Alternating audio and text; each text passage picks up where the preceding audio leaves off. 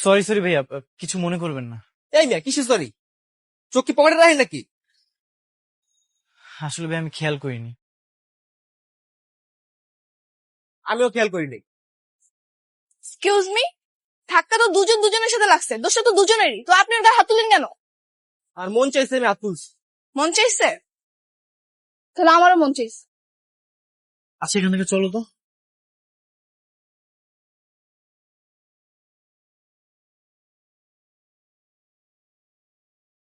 কি করতেছো তুমি? এভাবে কেউ থাপ্পড় মারে?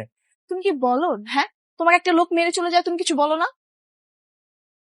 দেখো, আমার এসব জ্ঞানজাম পছন্দ না, এগুলোতে আমার অনেক ভয় লাগে। তোমাকে না মেয়ে বানালেই ভালো হতো, তোমার চেয়ে তো বেশি আমি সাহসী। এত বলদ হলে হয় না। শোনো, প্রতিশোধ কখনো শান্তি বয়ে আনে না। গান্ধীজি কি বলেছে? এক গালে মারলে আরেক গাল পেতে দিতে হয়। হ্যাঁ হ্যাঁ হ্যাঁ, তোমার বন্ধু লাগে, তোমাকে বলে গেছে। বন্ধু হতে যাবে কেন? এটা তো সবাই জানে। হয়েছে, থামাতে কথা বলতে হবে। চল ওখানে গিয়ে বসি, আর হাঁটতে পারছি না। আগামী শুক্রবার তো তোর বিয়ে। হ্যাঁ, কিন্তু আমার মনটা খুব খারাপ। কেন? রাতুল বারবার বলতেছে জিপু ভাইকে দেশে আসতে। আমিও বললাম, কিন্তু ভাই আসতেই চাচ্ছে না। আপনি একটু বলে দেখেন না, আপনারা তো অনেক ক্লোজ ছিলেন। আমি তো ফোনে বলেছিলাম, আমাকে বললো দেখি। আসলে কিন্তু অনেক মজা হতো, তাই না? ও, সোহেল ভাইয়ের কোনো খোঁজ পেলেন? না, শালায় কই যে ঘাপটি মারছে কে জানে। আগে কত ভালো ছিল, আপনারা তিনজন কত ক্লোজ ছিলেন, একসাথে চলতেন ফিরতেন ঘুরতেন, দেখতে ভালোও লাগতো। আর এখন কোথায় কোন জায়গায় এক একজন এক এক প্রান্তে চলে গেছে। সময় আসলে মানুষকে পরিবর্তন করে দেয়, কখন কে কোথায় থাকে কেউ বলতে পারে না। আচ্ছা, বাই দ্য ওয়ে, রাতুলের সাথে তোর কিভাবে পরিচয় হলো? ওর সাথে আমি যখন সিলেটে পড়াশোনা করতাম, তখন ও ওখানে আসছিল একটা থিসিস করতে। তারপর আমার কাছে হেল্প চায়, এভাবেই পরিচয়টা শুরু হয়। আর ছেলেটা তো ইনোসেন্ট, প্রেমে না পড়ে পারলাম না। আসলেই খুব সহজ সরল।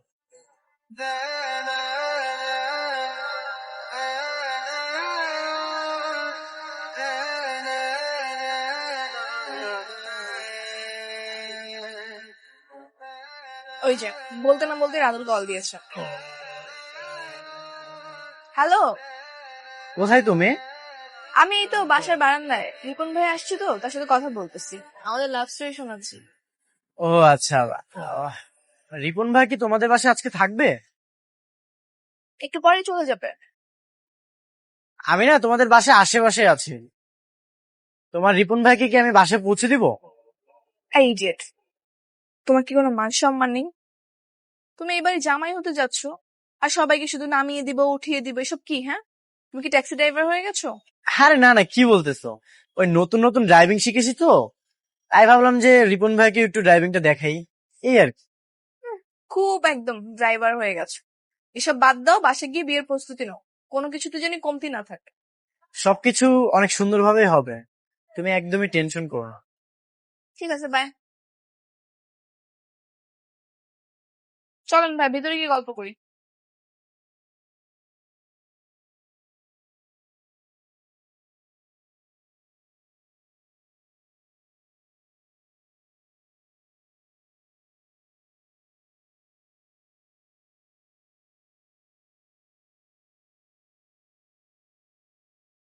আরে রিপন ভাইয়া,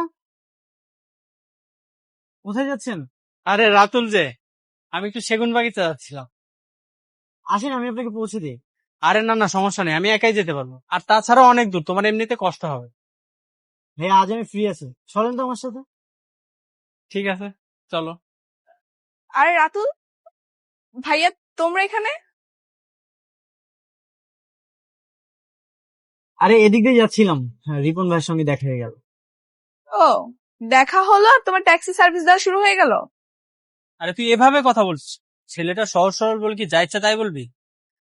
আর এরকম উপকার আজকাল কয়জন করে? তুমি চুপ থাকো ভাইয়া, ও সরলতা মাঝে মাঝে বিপদ ডেকে আনে।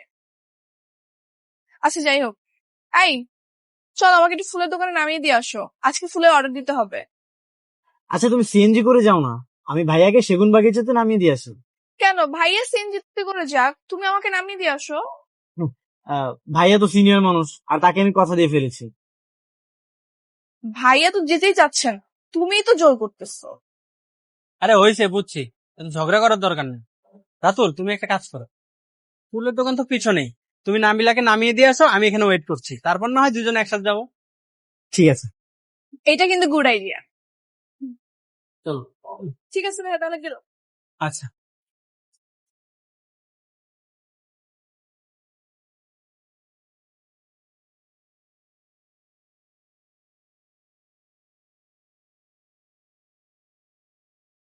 শোনো বোকাচন্দ্র, সবার আগে বউকে গুরুত্ব দিতে হয়, তারপর বাকিরা, বুঝছো?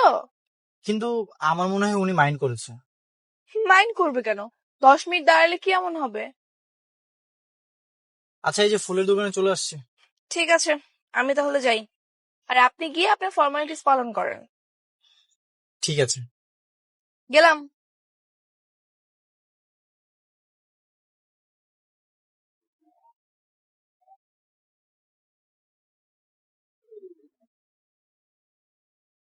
তিনটা বেডরুম, একটা বাসার ছাদ, আর হচ্ছে গেট।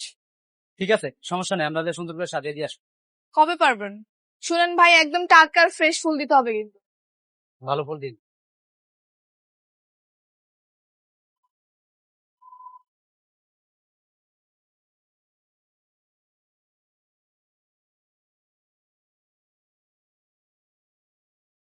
সরি ভাই, একটু লেট হয়ে গেছে।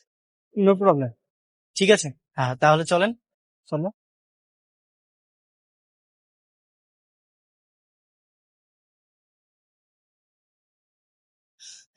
ভাইয়া, আমার একটা ইমার্জেন্সি কল আসছে, আমি একটু কথা বলে আসতেছি। ঠিক আছে।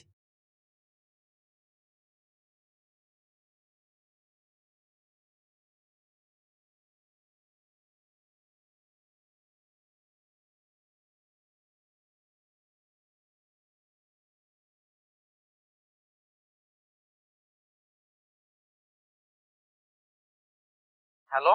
হ্যালো। আচ্ছা, ওই রিপন ভাইয়াকে তো কোথাও খুঁজে পাচ্ছি না। খুঁজে পাচ্ছ না? কোথায় যাবে? আশেপাশে আছে হয়তো, দেখ খুঁজে। অনেকক্ষণ ধরে খুঁজলাম,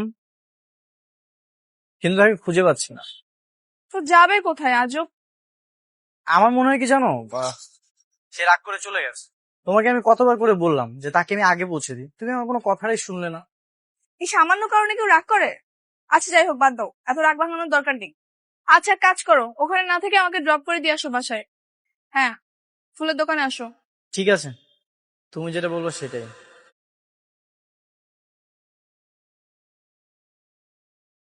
কত পড়বে?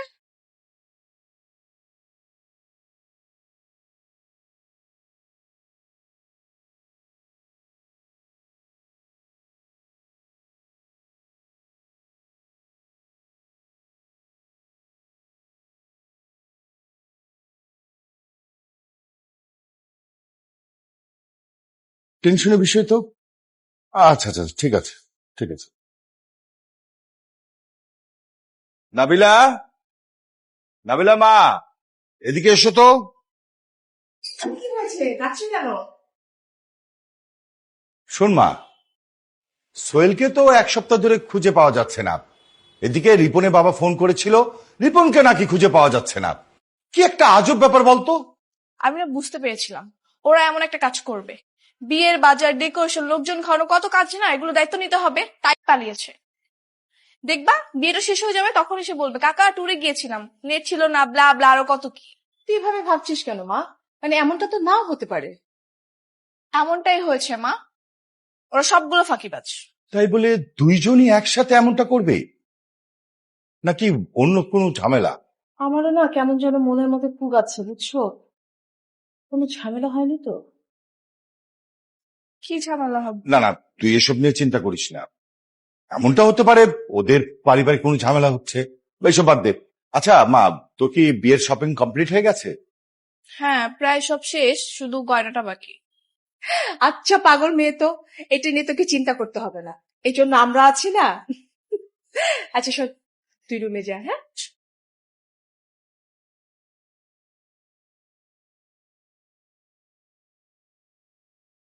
ভাইয়া, তুমি সত্যি করে বলো, তুমি কি আসবা কি আসবা না? আচ্ছা ঠিক আছে, কথা দিচ্ছি আসবো। কসম?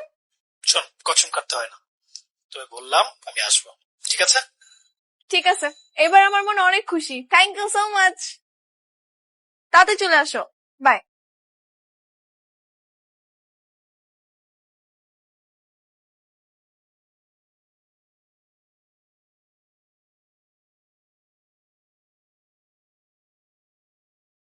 কি ব্যাপার, এত ইমার্জেন্সি ডাকলে যে?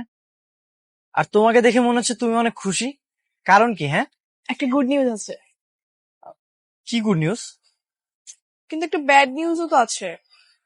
ঠিক আছে, তাহলে আগে ব্যাড নিউজটা বলো, তারপর গুড নিউজটা শুনবো। ব্যাড নিউজ হচ্ছে রিপন ভাইও ফোন ধরছে না, আর সোহেল ভাই তো আগে থেকেই ফোন ধরছে না। আমার মনে হয় দুজনের একজনও বিয়েতে থাকবে না। ও, ব্যাপারটা দুঃখের। আচ্ছা, এবার গুড নিউজটা বলো।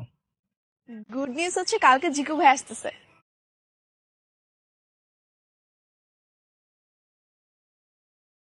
কি হলো? না মানে, সত্যি আসতেছে কাল? হ্যাঁ, পরশু আমাদের বিয়েতে থাকবে, আর তারপর দিন আবার চলেও যাবে। এনাফ। কি এনাফ? এই 3 দিনই আমার জন্য এনাফ। মানে? না মানে, ভাইয়ের থেকে দোয়া নিতে হবে, ভাইয়ের সাথে পরিচয় হতে হবে, এর জন্য 3 দিন এনাফ না? আচ্ছা, কাল কখন আসবে? কাল সকালে। ঠিক আছে, তাহলে আমি প্রস্তুতি নেই।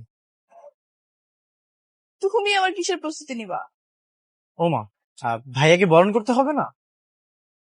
তোর তুমিও না। আচ্ছা চলো, তোমাকে পৌঁছে দিই। আচ্ছা।